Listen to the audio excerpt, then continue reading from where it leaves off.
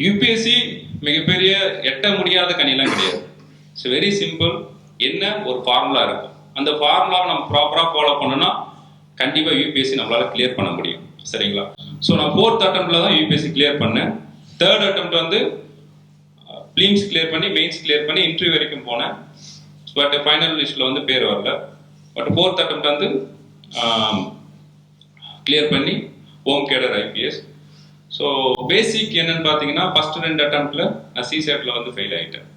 இப்போ நம்ம என்னன்னா காம்படிட்டிவ் எக்ஸாம்னாவே ஜென்ரல் நாலேஜ், ஜென்ரல் ஸ்டடீஸ் இது படித்தா மட்டும் போதும் அப்படின்ற ஒரு மனப்பான்மை இருக்கு. பட் இப்போ என்னன்னு பார்த்தீங்கன்னா ப்ளீம்ஸை பொறுத்த வரைக்கும் சிசெட் வந்து மிகப்பெரிய ரோலாக இருக்கு.